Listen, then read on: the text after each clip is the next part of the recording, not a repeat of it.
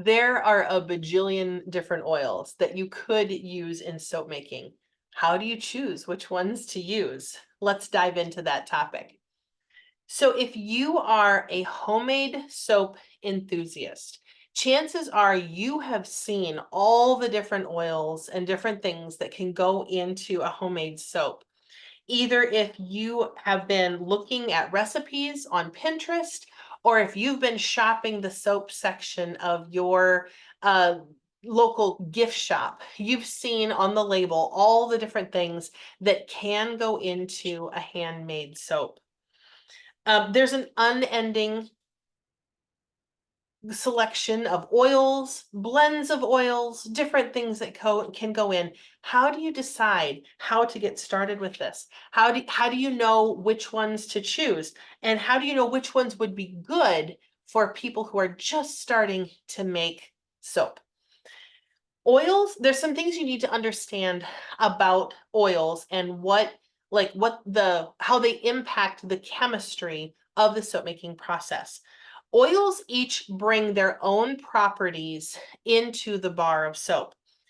Plant oils need to be in a blend because no plant oil has everything in it that it needs. No plant oil is a complete oil. So we have to use them in combination with each other. Now, just as an aside, lard and tallow are both complete oils, and you can make soap with them just by themselves.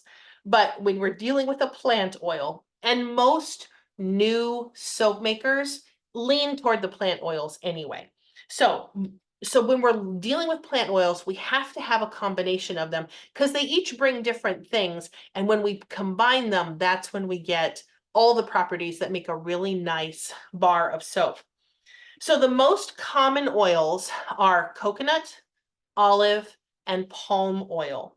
And these three are so common in soap making that they're called the trinity of soap making oils. They oftentimes exist in soap and oftentimes they exist together. Coconut and olive are both nourishing oils. Palm oil brings vitamins to the bar and adds stability to the bar. So it just makes it a nice, firm bar of soap. Coconut oil also adds to the lather of the bar. So all of these things together just make a really nice bar of soap that's going to be great for your skin and also is firm enough that it will withstand wet environments like the shower or like sitting by your sink without deteriorating too badly. This is the blend that we would recommend you start with as a brand new soap maker. But your question then is going to be, well, what about the other oils? Can we just swap them in? There's some learning here that needs to happen about the chemistry that's going on with the different oils. Each oil has a saponification number. Remember, saponification is the word for the chemical reaction that's happening when you react oils or fats with lye to make soap. So each oil has a saponification number or an SAP number. And that number is the measurement of how much lye it takes to react 1 ounce of that oil into soap. And every oil has a different SAP number. So if you decided, well, I don't want to use coconut oil, I'm going to put almond oil in instead. And even if the amounts were identical, the SAP requirements there are going to be different. And now the amount of liquid and the amount of lye needed for that recipe will also be different. The way that you find that out when you're writing a soap recipe is by putting the oils through a soap calculator. The soap calculator, it's usually an online thing, will take into account the types of oil and the amounts, and then it will calculate how much liquid and how much lye you're going to need to complete that recipe. The good recipes that have gone through a soap calculator, have that all figured in so that you don't have to worry about that.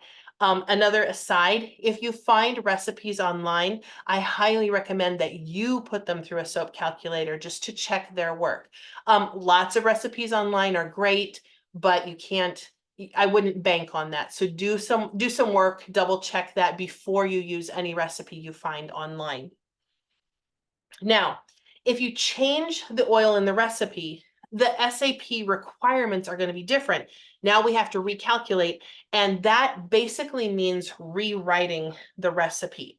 Now, it's possible to do this. People do it all the time, but it's not a beginning question. And we have seen people really spin out on this topic as they're just learning to make soap because they want to try to understand every piece of the soap making before they get started. And there's literally so much to understand that they just spin out and they never actually get to making soap. So we recommend for your beginning soap batch that you practice that beginning soap batch until you're good at it. We recommend that you stick with that trinity of oils, the coconut, the olive, and the palm. And that you practice that soap batch, that recipe, until you're good at it. Remember, this is a skill. This isn't a flash in the pan craft thing we did. You know, you're building a skill and it's going to take some time to get good at this. You're going to need to practice this. So find your recipe that has that trinity of oils, practice that skill until you're good at it, until you can anticipate what that reaction is going to do, until you know how it's going to behave. Also, you need to stick with the same recipe multiple times because, again, you're practicing that skill. And if you change the oils every time you're doing it, now you're not practicing. Now you're doing a new project every time, and you don't give yourself a chance to get really good at the one thing. So don't swap things out initially. Make your first batch with those oils and stick with those until you get really good at that and you're comfortable with it. And then then it's time to start talking about making changes after you've gotten good at that first thing. So if this sounds like a lot of fun and you are just excited and you think, gosh, I am super excited about this. I want to give soap making a try, but I wish I had just a little more help. I wish I had someone to kind of guide me through step by step the whole process of getting all of this together.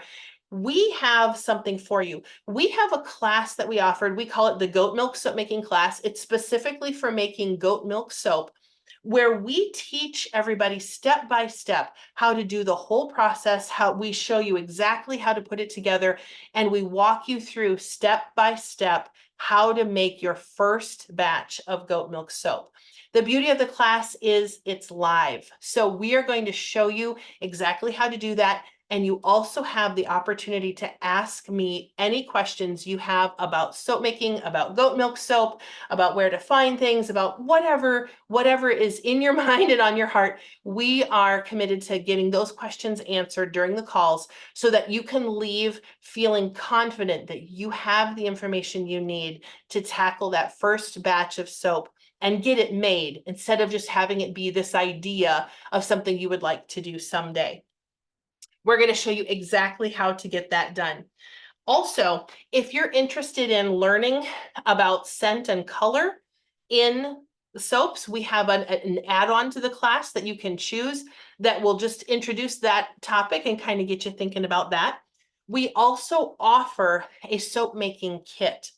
It has all the ingredients that you will need to make your first batch of soap, plus a beginning little soap mold. So you've got a couple of those things. It makes it super easy. You can get the class, you can learn about scent and colorants, you can get your kit coming, and it's all very convenient for you. And you don't have to do a lot of shopping on the back end. A lot of that is included in there. So click the link in the comments to sign up for our next goat milk soap making class and get your kit coming. We would love to make that as easy and simple and give you what you need to take that next step and actually make your first batch of soap. I would love to meet you live on Zoom. I would love to help you take this soap making interest off the back burner of your mind and get this dream of making soap down the path of becoming a reality. So click the link. I would love to see you in our next class. So click the link and I will see you there.